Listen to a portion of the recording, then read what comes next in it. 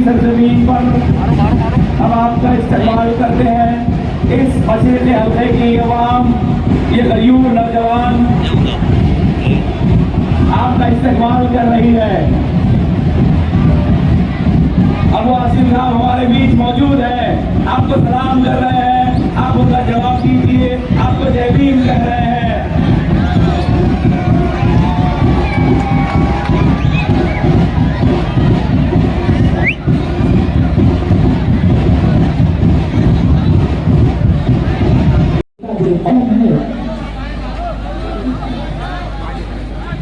मेरे अजीज दोस्तों और बुजुर्गों, मैं आपसे कहना चाहता हूं, आज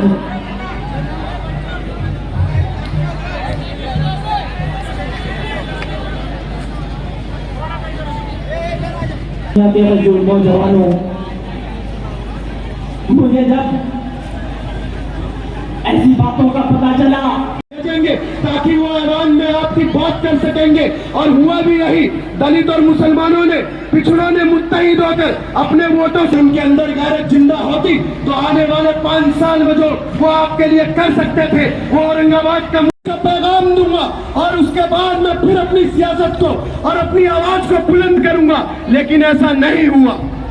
जरा सोचिए, एक शख्स जिसको आप लोगों ने जिताकर खासदार बनाया, असेंबली में भेजा, आज उनके पास काम के नाम पर वो वोट नहीं मांग रहे। वो आज असद साहब और अकबर साहब क्या कहा, वो कह रहे थे कि मैं आप लोगों से गलती मान रहा हूं।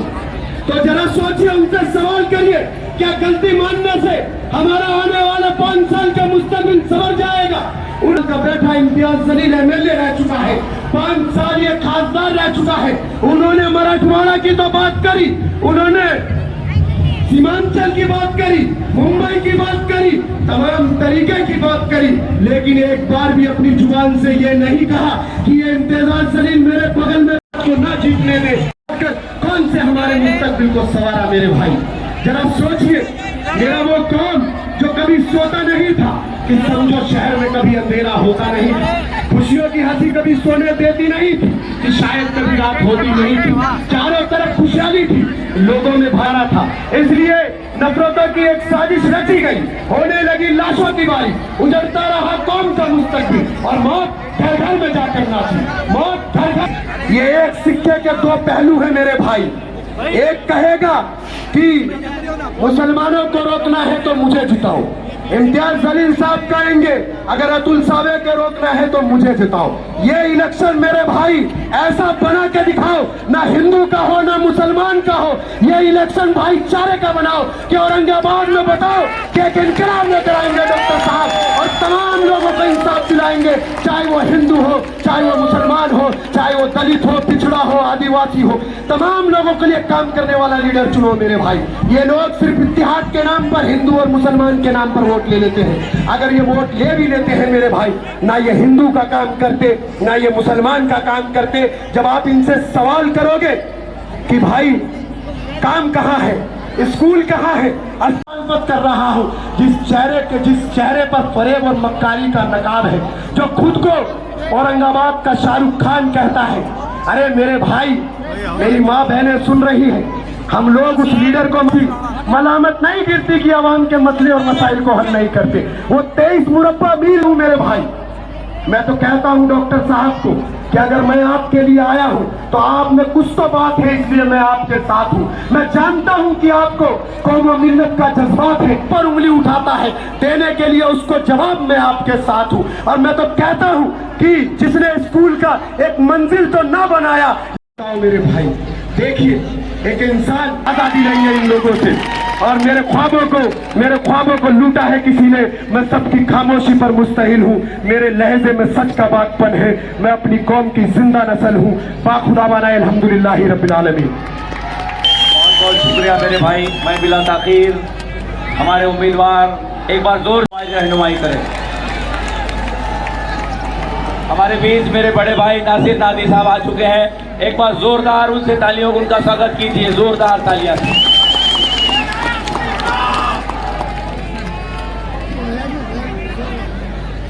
स्टेज पे तशरीफ फरमा समाजवादी पार्टी के महाराष्ट्र के सदर अबू आसिम आजमी साहब, पार्टी के जिम्मेदार रऊफ भाई, फैसल भाई, स्टेज पे तशरीफ फरमा हमारे जमीर भाई कॉर्पोरेटर, हमारे इमरान भाई, फिरोज मूसा खान, हमारे भाई फराज भाई।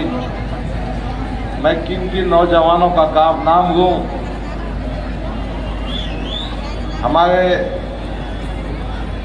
करीम कुरैशी साहब, हबीब कुरैशी साहब, हमारे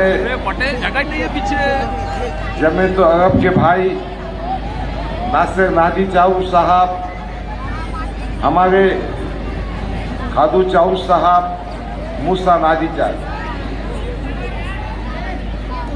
मेरी सामने बैठी हुई मेरी माओ बहनों,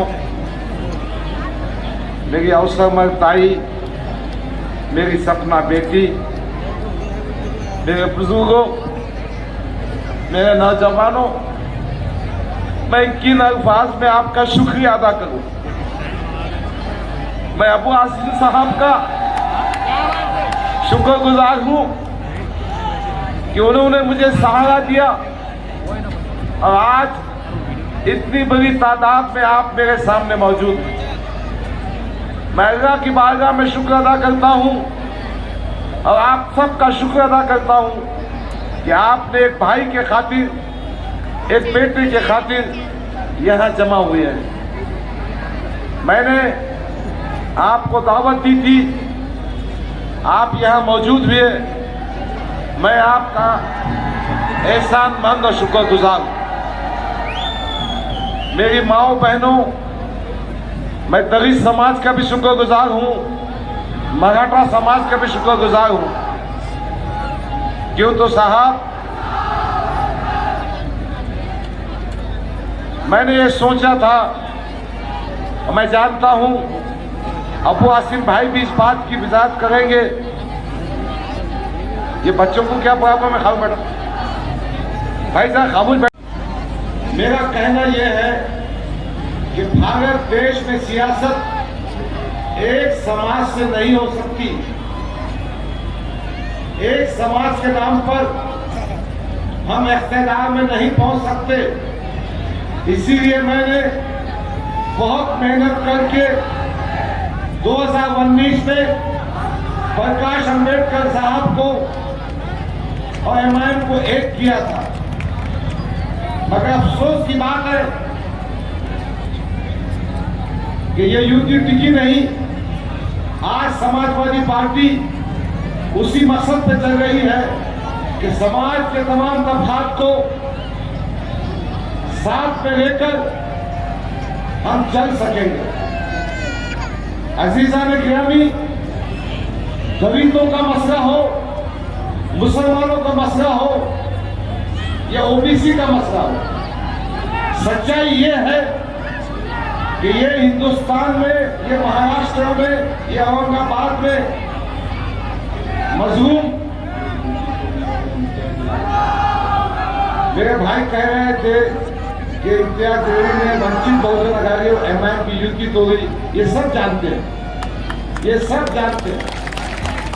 उसके कारनामे, उसके धंधे, उसकी मांडोगी, उसका पाखंडीपन, उसका दलाली सब जानते हैं। लोग भाई कहने की जरूरत नहीं है। मगर मैं कि हम समाजवादी पार्टी का उम्मीदवार हूं, इंशाअल्लाह हम आपकी मदद से इस मशरकी हल्के में 2 वक्त से जो चुन के आया हुआ आमदार है अतुल सावे, उसको शिकस्त देंगे इंशाअल्लाह ताला।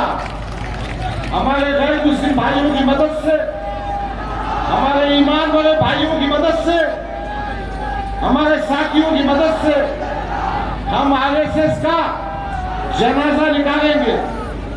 यकीनन भारतीय जनता पार्टी वो पार्टी है जो आरएसएस की टीम है। ये नाथूराम गोडसे की औलाद है, ये नाथूराम गोडसे की औलाद जो महात्मा गांधी के खातिर है।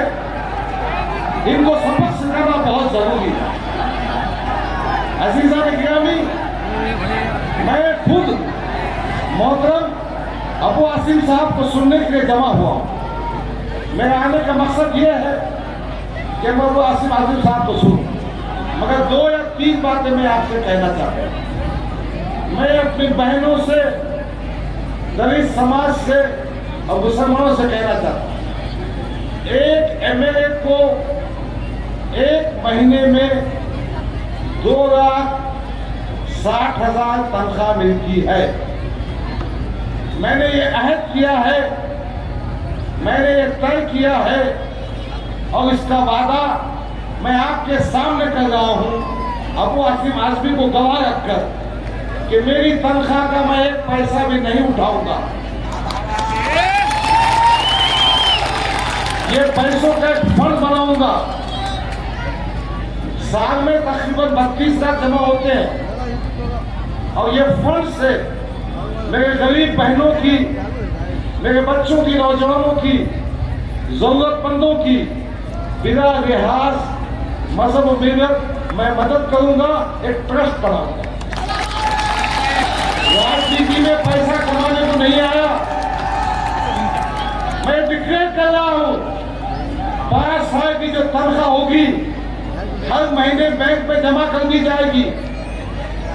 एक कमेटी बना दी जाएगी, आपकी कमेटी, जो ये तय करेगी कि कौन मुस्तहक है, किसको कितने पैसे देना चाहिए।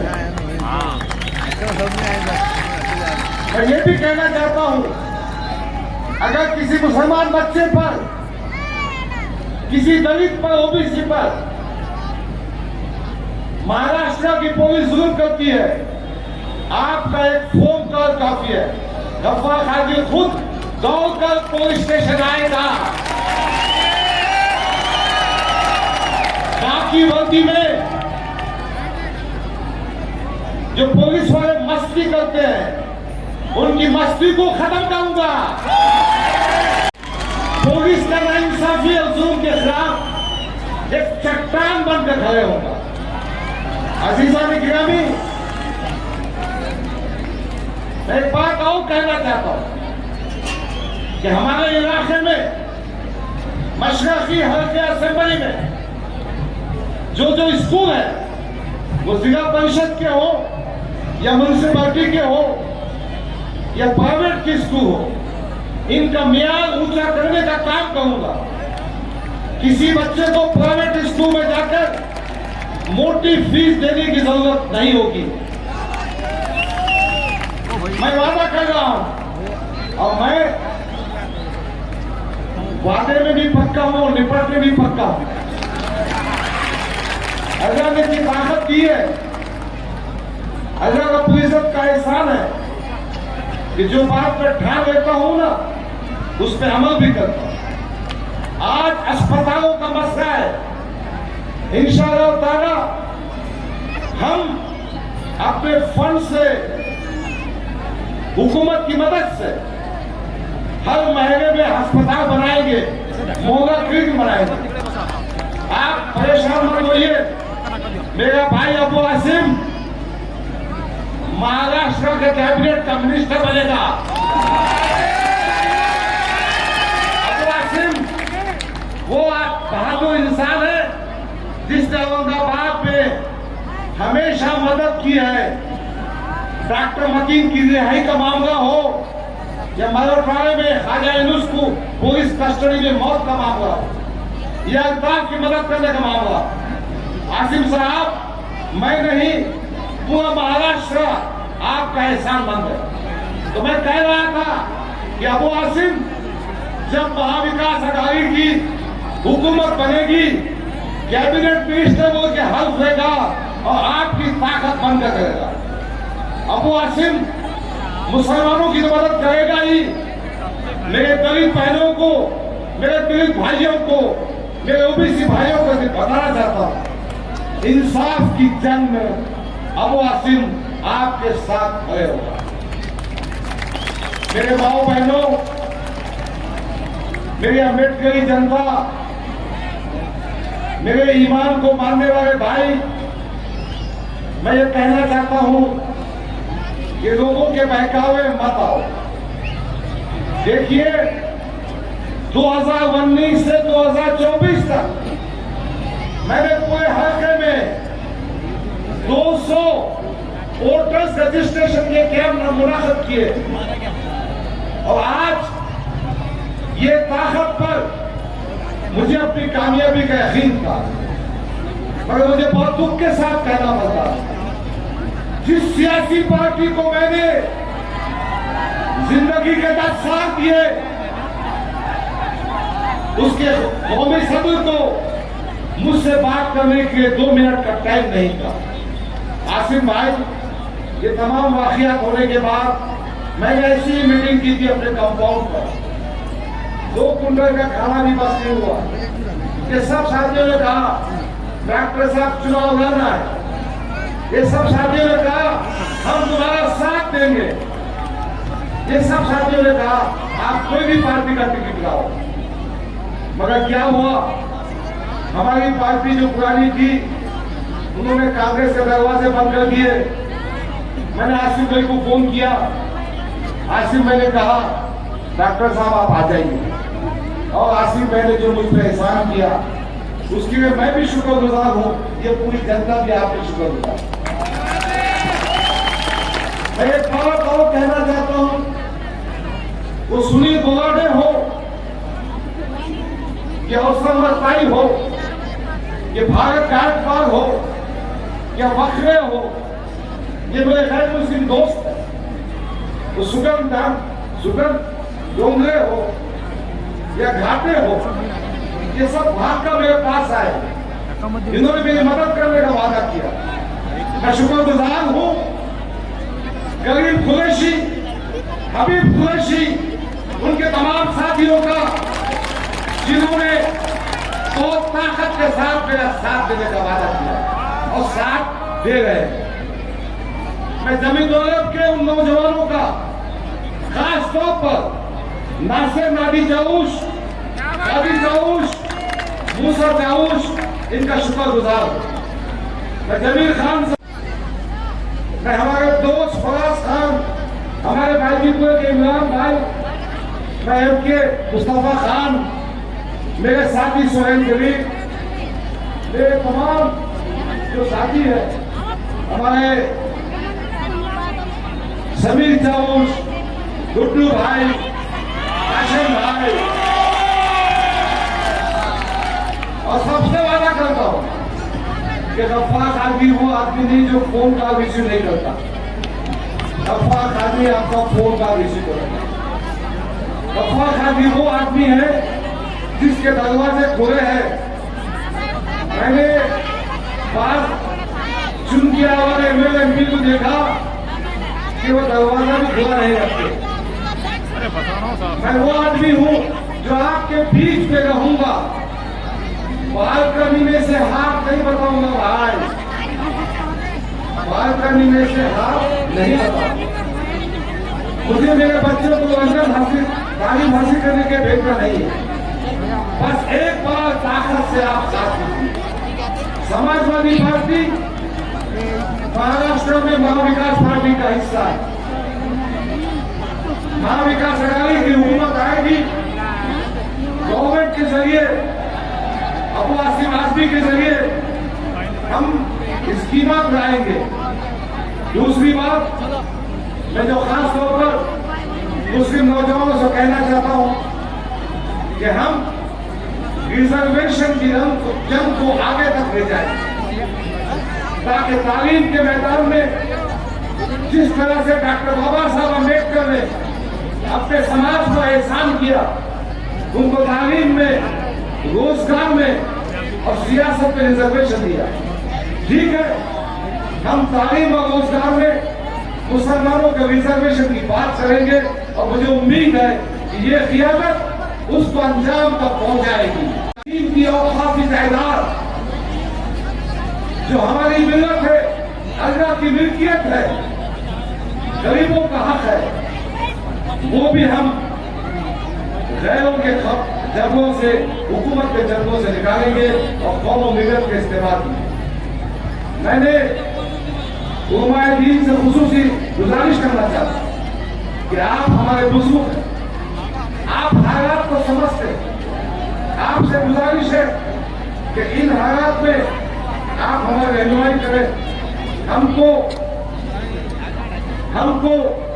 मदद करें। मेरी माँ बहनों से भी गुजारिश है, उन खवातीन तक भी गुजारिश है जहां तक मेरी आवाज जा रही है।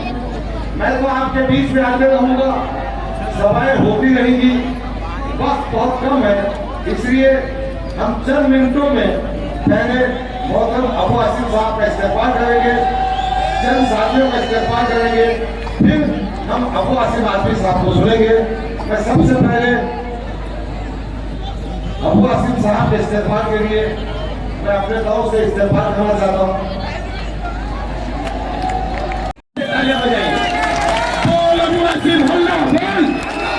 समाजवादी पार्टी, समाजवादी पार्टी, अबू आसिम आजमी, अबू आसिम आजमी, बोल अबू आसिम अल्लाह बोल।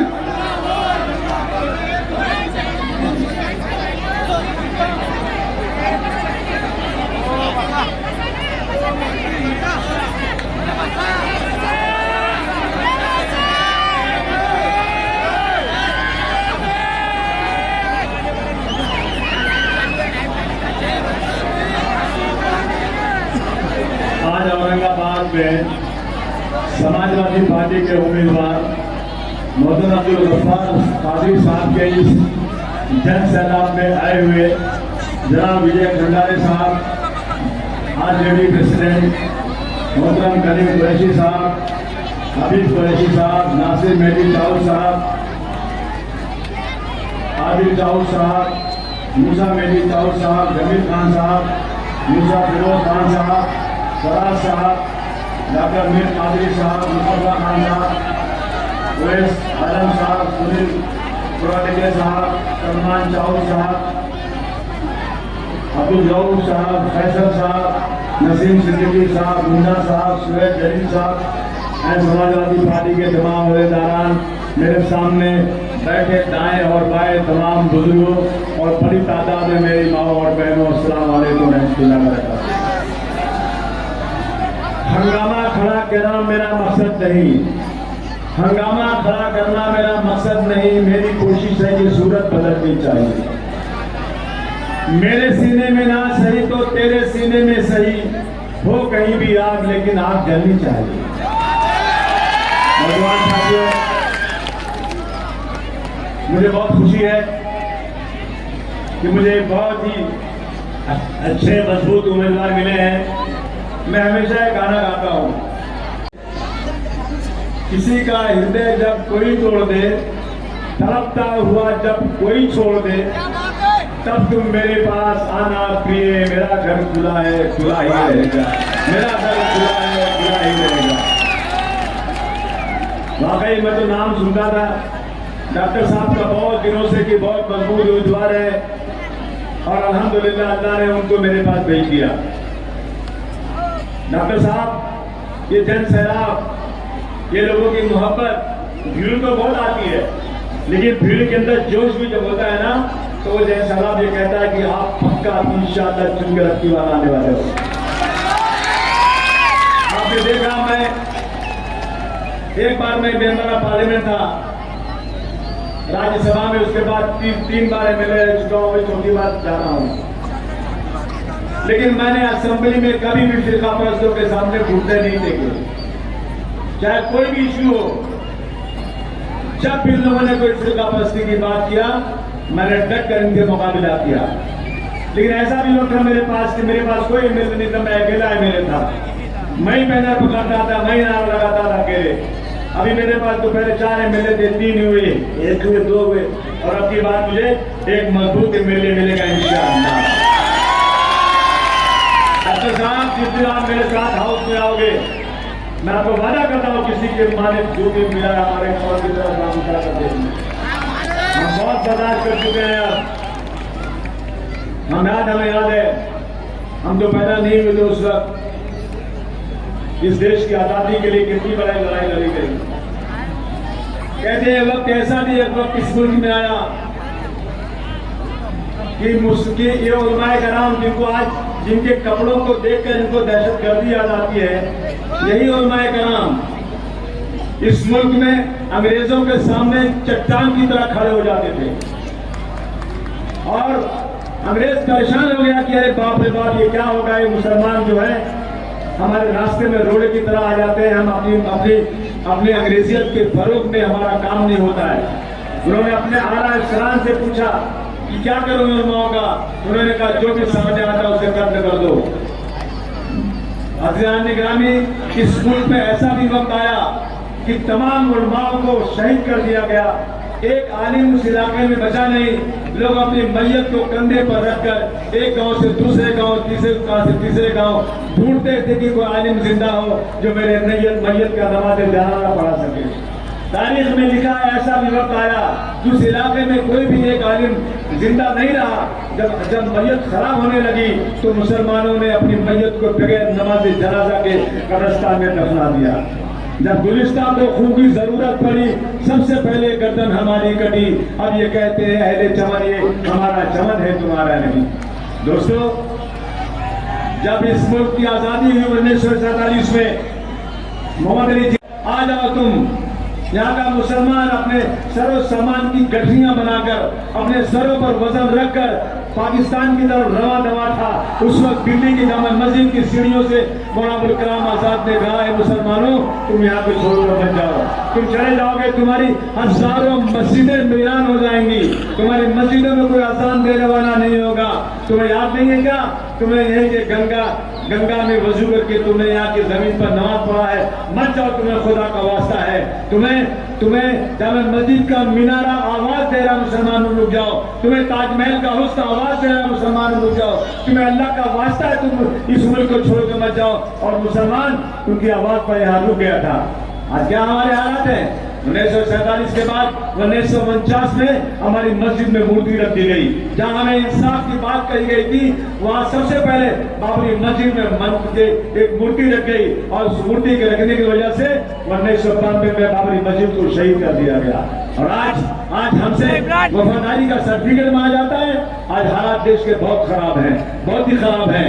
मैं कहना चाहता हूं आपसे दोस्तों, आज जो सरकार बैठी है, मुझे बताइए क्या 2014 के पहले इस देश में किसी सरकार ने बुर्के पे बैंड की बात किया था?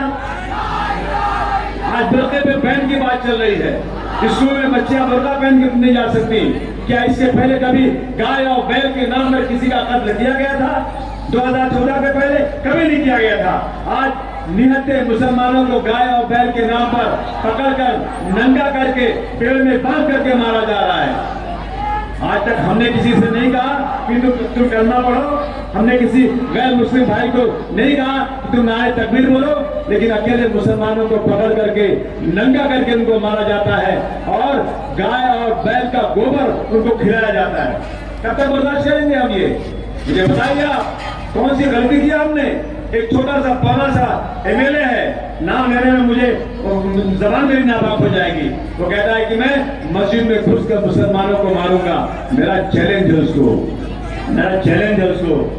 मैं कहता हूँ फडणवीस साहब से उसको गिरफ्तार कर लो, नहीं तो उसकी सिक्योरिटी हटा दो, हटा दो सिक्योरिटी उसकी, अगर उसकी मां ने दूध पिलाया है।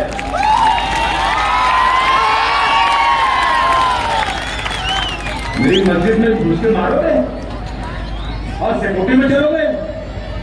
मैंने जाकर फडणवीस साहब से बात किया, कहते मैं उसको समझाऊंगा। आप उसको समझाएंगे? एक लड़के ने सिर्फ और सिर्फ औरंगजेब रहमतुल्लाह अलैह का स्टेटस रख दिया, सिर्फ मोबाइल पे स्टेटस रख दिया, उसे गिरफ्तार कर लिया गया। और एक शख्स कहता है कि मैं मस्जिद से मीनारे से लाउड स्पीकर उतार दूंगा, कहता मैं मस्जिद में घुस के मारूंगा। मेरा चैलेंज है, तेरी माँ ने दूध पिलाया है तो मस्जिद में आकर लाउड स्पीकर उतार के दिखाया। बहुत हो गया, बहुत हो गया, बर्दाश्त की हद होती है। एक बार सुना, दो बार सुना, तीन बार सुना, क्या हिजरा समझते हो उनको? अबे बड़े बड़े अंग्रेजों के छक्के छुड़ा दिए, तेरी कौन सी है? किस खेत की मूली है तू? तुमने औरंगाबाद का नाम बदल दिया। वो औरंगजेब रहमतुल्लाह अलैह 52 साल तक जो घोड़े पर चढ़ते रहे, कभी बिस्तर पर नहीं सोए, जमीन पर सोए, एक पैसा सरकार का नहीं लिया, टोपी सिलकर अपना खर्च किए। कहा राजा भोज, कहा गंगू तेरी।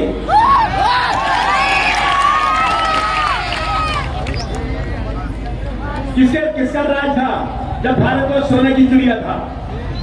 बताओ जरा मुझे, अंग्रेज क्यों आया था यहाँ पर? मुगलों का राज था जब देश सोने की चिड़िया था। हमारी जीडीपी 27% थी, आज 3000% पे आ गई। यह हालत देश क्या है? इसलिए हम आपसे कहना चाहते हैं दोस्तों कि पानी सबसे ऊंचा हो रहा है। मुझे तो उस वक्त बहुत ही अफसोस हुआ। आज माँ बाप के बाद अगर सबसे बड़ा दर्जा किसी का है तो टीचर का, उस्ताद का है। लोग टीचर की कितनी अहमियत रखते हैं। हम लोग जब छोटे थे, अगर बाजार में कहीं घूमते हुए हमारे टीचर ने देख लिया तो दूसरे दिन हमारी खैर नहीं, स्कूल में खड़े करके मार खाते थे, बाजार में क्यों जा रहे। बाप से ज्यादा करते थे टीचर से। एक स्कूल में एक टीचर ने एक छोटे से बच्चे को बुलाकर खड़ा किया और कहा दूसरे बच्चों से इसको आगे मारो। अच्छा, दूसरे बच्चे जो गैर मुस्लिम है उससे मरवा रहे हैं, वो रो रहा है, और जोर से मारो, और जोर से मारो। क्यों? ये मुसलमान है। यही देश में होगा। एक शख्स बंदूक लेता है, हमारी सिक्योरिटी में पुलिस वाले हैं, रेलवे के पुलिस वाले रेल के डिब्बे में मुसाफिरों की सिक्योरिटी के लिए खड़े रहते हैं, और उसने 3 मुसलमानों को निकाला और गोली मार दिया। गोली मारने के बाद उसकी बदन पर, उसकी मैयत पर लात रख के कहता है कि इस देश में रहना है तो योगी और मोदी कहना पड़ेगा। इसको बर्दाश्त करें हम? क्या बोलिए, ये बर्दाश्त करने की बात है? हद हो चुकी है। उसको तो उसी वक्त सरकार को जो है फांसी की सजा सुना देना चाहिए था, लेकिन कोई सुनने को तैयार नहीं, आज कोई बात करने को तैयार नहीं। दोस्तों, एक तरफ फिरकापरस्ती बढ़ती जा रही है, रोजाना सुबह से शाम तक सिर्फ एक ही बात है कि मुसलमान मुसलमान मुसलमान हिंदू को उड़ाया जा रहा है। अभी आसाम का जो चीफ मिनिस्टर है वो तो जाके कह रहा है झारखंड में अभी बहुत से बाबर बाकी है देश में, इनको लात मार के यहाँ से निकालना पड़ेगा। ये हालात देश के आज हैं और हम लोग अलग अलग खानों में बटे हुए हैं। हम लोग इसका ख्याल नहीं कर रहे हैं। मेरे पे इल्जाम लगा रहे हैं कि आपने यहाँ टिकट दिया, ये किसकी सीट थी? किसी के बाप की सीट थी क्या? कौन चुन कर आया था यहाँ पर? यहाँ कौन चुन कर आया था? यहाँ सीटिंग कौन है? यहाँ बीजेपी सीटिंग है, बीजेपी चुन के आई थी। मैं बीजेपी से मुकाबला करना चाहता हूँ हर रास्ते से। मैं बीजेपी से लड़कर ये सीट लाऊंगा, मेरा नाम लिया तो अच्छी बात नहीं होगी। ये कह रहे कि हमारी सीट पर आकर अबू आसिम ने आदमी खड़ा कर दिया, जिस तरह किसी के बाप की सीट होती है।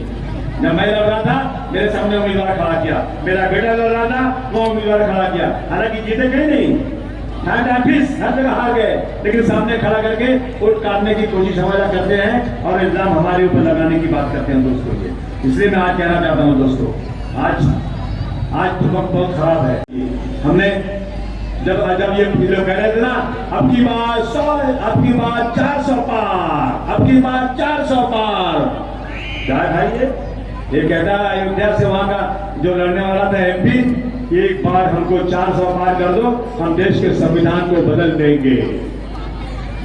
सब इकट्ठा हो गए आप लोग। जितने थे मुस्लिम हिंदू, डॉक्टर भीमराव अंबेडकर के अनुयायी, जो डॉक्टर अंबेडकर को मानते हैं, जो मौलाना अब्दुल कलाम को आज मानते हैं, जो लोग इस देश में गांधी जी के मानने वाले हैं, जो लोग इस देश में गांधी जी की खातिर की मूर्ति बनाकर पूजा करना चाहते हैं, उनके खिलाफ जो लोग हैं वो सब इकट्ठा हो गए। अब की बात 400 पार वाले 240 पर आ गए, ताली बजाओ, 240 पे आ गए, पूरा घमंड टूट गया, हराम से नीचे गिर गए। लेकिन दो लोगों ने उनको बैसाखी दे दिया, दोनों पैर लड़े, दो बैसाखी, एक नीतीश कुमार की, दूसरी चंद्रबाबू नायडू की। इससे पहले 10 साल तक इनका एक भी पार्लियामेंट में बिल वापस नहीं हुआ। आप इकट्ठा हुए ना तो पार्लियामेंट से इनका वक्फ बोर्ड का बिल वापस हो गया, इनका मुंह टेढ़ा हो गया, बिल पास नहीं हुआ। ये इकट्ठा होने की वजह से हुआ है। इसलिए हम कहना चाहते हैं दोस्तों, अब की बात फिर इलेक्शन आ गया असेंबली का। असेंबली के इलेक्शन में जो लोग रोजाना फिरका परस्ती करते हैं, जिनके राज में विशालगढ़ के अंदर, यही कोल्हापुर में विशालगढ़ है, एक लेडी 15 दिन से कहती है कि हम जाएंगे विशालगढ़ में चढ़कर ऊपर वहां की मस्जिद को उसको शहीद करेंगे। जिस तरह से हम अयोध्या में गए थे, बाबर की छाती पर चढ़कर हमने वहां गेरुआ झंडा लगाया, वैसे ही हम करेंगे। 10 दिन तक चिल्लाती रही, पुलिस ने कोई एक्शन नहीं लिया। और उसके बाद वो वहां गए, दरगाह पे तोड़ताड़ किया, पहाड़ पे दरगाह है, नीचे उतरे, वहां से 3 किलोमीटर पे गजापुर एक जगह है, गजापुर 50 मुसलमानों के घरों को तोड़ के बर्बाद कर दिया। औरतें अपने बच्चे को जंगल में लेकर चली गई अपनी हिफाजत के लिए। मस्जिद में घुसकर मीनारे को तोड़ा, मस्जिद में घुसकर जितने कुरान शरीफ थी उसको जला दिया। तो सरकार चाहिए आपको? बोलो, आपको सरकार चाहिए? और हम बर्दाश्त करते रहे। मुख्यमंत्री उसी दिन गए जिस दिन रात को वहां वावेला हो रहा था, उस दिन वहां पहुंचे, लेकिन कोई बयान नहीं। एक शख्स हुजूर सल्लल्लाहु अलैहि वसल्लम के खिलाफ बयान देता है। मैं बोला, अगर ये किसी मुस्लिम मुल्क में होता ना तो ये फांसी देकर के इसकी लाश ठंडी हो गई होती।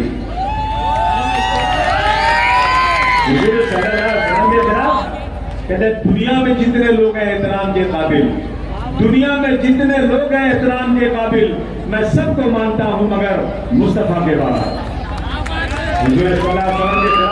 बयानबाजी, उसको सजा होना चाहिए, उसको समाज से बाहर निकालना चाहिए। लेकिन हमारे मुख्यमंत्री और हमारे डिप्टी चीफ मिनिस्टर अपने बगल में बिठाकर कहते हैं कि तुम फिक्र मत करो, तुम्हारा कोई पाव भागा नहीं कर सकता, हम तुम्हारे साथ हैं। ये हालात हो गए देश में आज। इसलिए हम आपसे कहने आए हैं दोस्तों कि आज जो है, आज अपने को हमको आज जो है इकट्ठा होना चाहिए। मैं हमेशा कहता हूं, मुश्किल को जान पड़े तो घबराने से क्या होगा, मुश्किल को जान पड़े तो घबराने से क्या होगा। जीने की कोई राह निकालो, जीने की कोई राह निकालो, मर जाने से क्या होगा। मैं सब मिलकर आवाज उठाएं तो शायद चाँद में कोई रोक पड़े। मैं तन्हा जुगनू हूं, मेरे तन्हा चिल्लाने से क्या होगा। साथ आइए आप लोग, और ऐसी सरकार को फाड़ के फेंक देना है। महंगाई बढ़ती जा रही है, लहसुन 400 रुपए किलो, टमाटर महंगा, तनख्वाह कम होती जा रही है। ये बहनें बैठी हैं, मेरी रोज बीवी मुझसे कहती है कि मैं बाजार जाती हूँ तो इतना महंगा सामान है, चलो हम तो खरीद सकते हैं, लेकिन जिसको 10,000 15,000 की तनख्वाह मिलती है वो कैसे रोजी रोटी चलाता होगा, कैसे अपना घर चलाता होगा। रोजाना बढ़ता जा रहा है। बिजली की बिल महाराष्ट्र में सबसे ज्यादा है, और टैक्स में 100 रुपए में 38 रुपया, 38% महाराष्ट्र टैक्स देता है। 100 में 38 रुपया महाराष्ट्र का हिस्सा है, लेकिन दिल्ली की सरकार 100 में 38 देने के बाद हमें 100 में 7 रुपया देती है। और सबसे ज्यादा बिजली की बिल महाराष्ट्र में आती है। बोले बिजली बिल ज्यादा है कि नहीं आप लोग के यहाँ? 1500 रुपया लाडली बहना का नाम देकर 2500 रुपया बिजली के नाम में ले रहे हैं। ये क्या है, मजाक बना रखा है। मेरी मांग है, मेरी मांग है डॉक्टर कादरी साहब, इंशाअल्लाह हम चुनकर आएंगे, सरकार आएगी तो हम लोग जितनी बिजली की बिल दिल्ली में है, जितनी बिल या गुजरात में है, उतनी ही बिल महाराष्ट्र में होगी, उससे ज्यादा बिल नहीं देने दिया जाएगा। इस बात का आप लोग करना है। हमें खुशी है कि हमारी मां विकास अकाली ने ऐलान किया है की बात कि ये सरकार 1500 रुपए दे रही लाडली बहना के नाम पर, इलेक्शन के फौरन वक्त दे रही है, जब इलेक्शन का अनाउंसमेंट हो गया। बेवकूफ बनाने के लिए 2.5 साल से सत्ता में है, आपने नहीं दिया। जब आपको लगा कि अब मेरा वोट जा रहा है, तो अपने वोट को बचाने के लिए आपने 1500 रुपया महीना औरतों को देने की बात किया। महा विकास अघाड़ी कहती है कि 23 तारीख को रिजल्ट आने के बाद सरकार हमारी बनेगी, हम 3000 रुपया महीने औरतों को देंगे। 3000 रुपया औरतों को बस में सफर करने के लिए 1 रुपए का टिकट नहीं लेना पड़ेगा, पूरे महाराष्ट्र को पास मिलेगा, 1 पैसा नहीं लगेगा। जो बेरोजगार है, हम बचपन से सुनते थे डॉक्टर साहब, बेकारी का दाम दो या बेकारों को काम दो, बेकारी का दाम दो या बेकारों को काम दो। मगर इसका मतलब क्या होता है? का जो बेकार है ना, उनको भत्ता दो। सरकार ने पार्टी ने अनाउंस किया है, महा विकास अघाड़ी ने, अपनी बात चुन कर आ गए ना। हर बेकार नौजवान को, जो रोजी रोटी से नहीं लगा, ऐसे नौजवान को महा विकास अघाड़ी की सरकार बनी तो 4000 रुपए उसको हर महीने दिए जाएंगे। 4000 रुपए।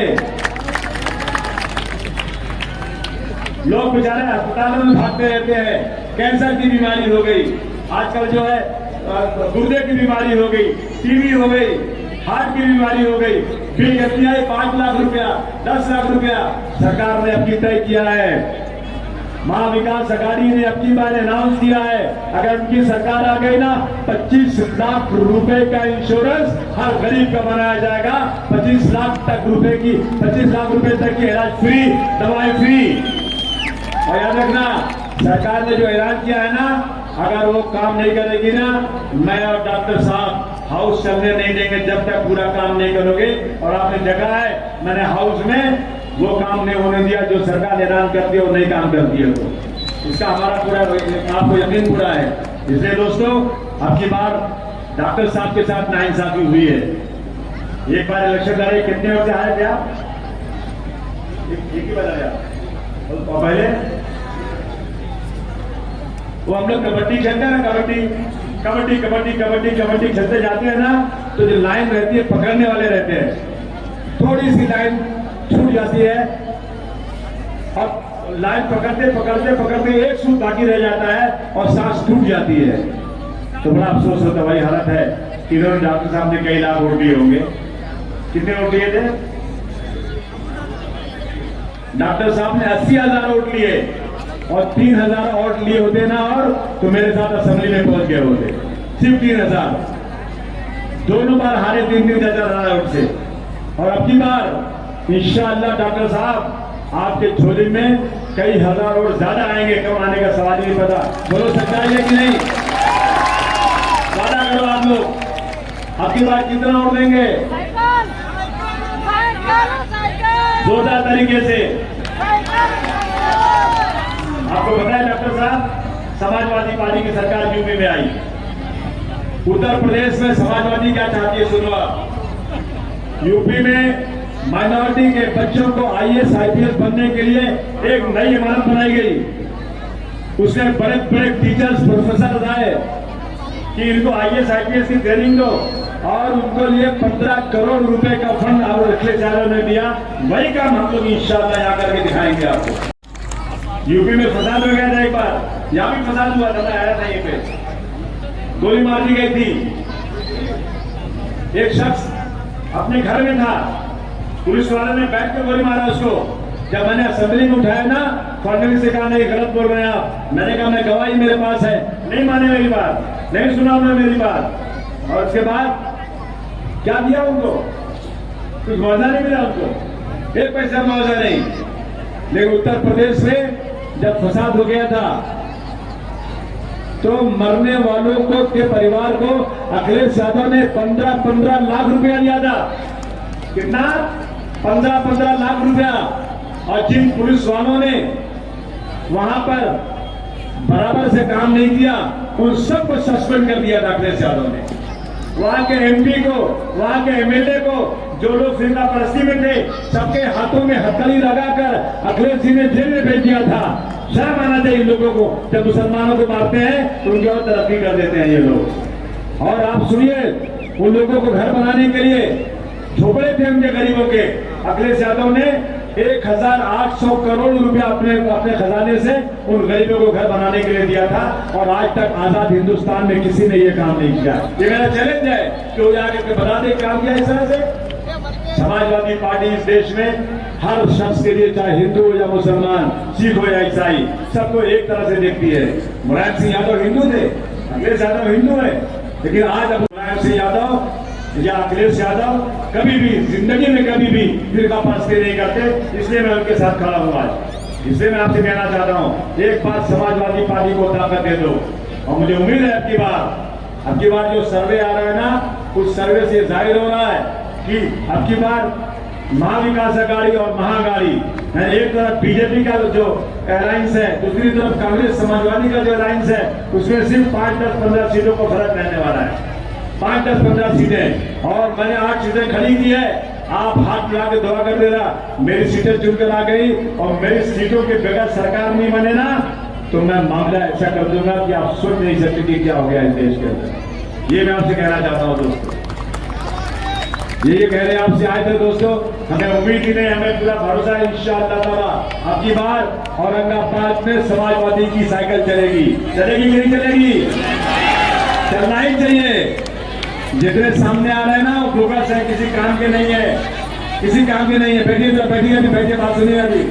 इसे मेरा कहना है दोस्तों कि अब सिर्फ फोटो को हिलाने से कुछ नहीं होगा, सिर्फ फोटो को हिलाने से कुछ नहीं होगा।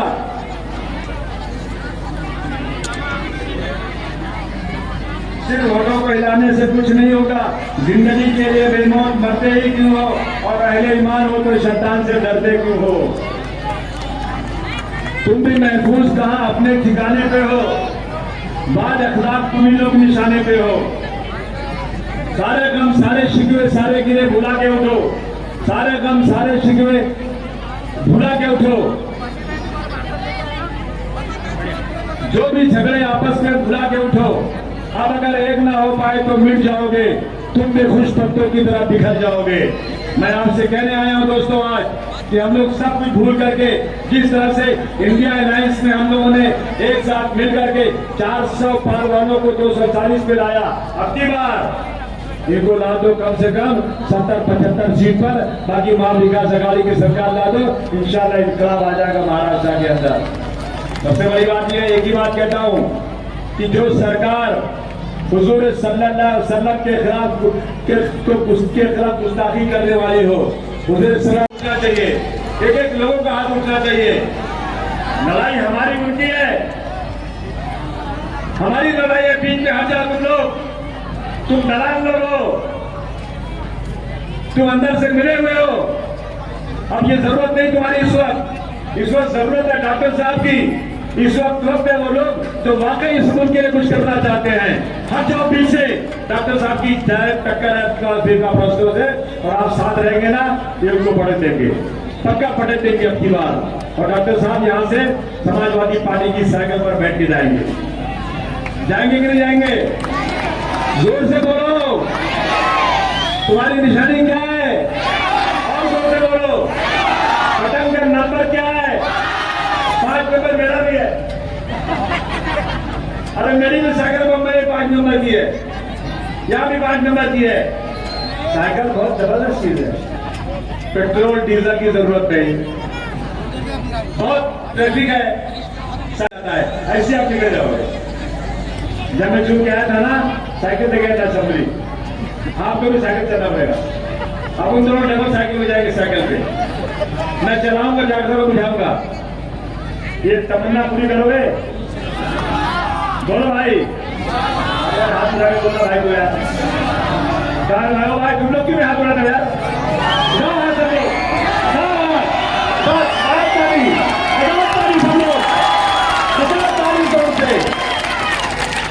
अखिलेश यादव जिंदाबाद, अखिलेश यादव जिंदाबाद, और जोर से बोलो, अखिलेश यादव जिंदाबाद, समाजवादी पार्टी जिंदाबाद।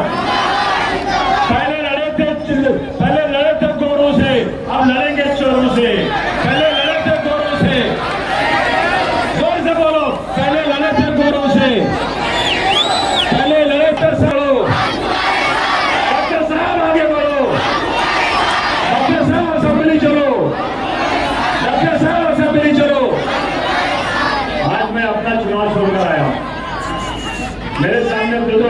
के आदमी आए हैं हराने के लिए मुझे, लेकिन मुझे अपनी फिक्र करना है, डॉक्टर साहब की फिक्र करना है। मुझे मेरे लीडरों ने कहा आशीर्वाद छोड़ना मत,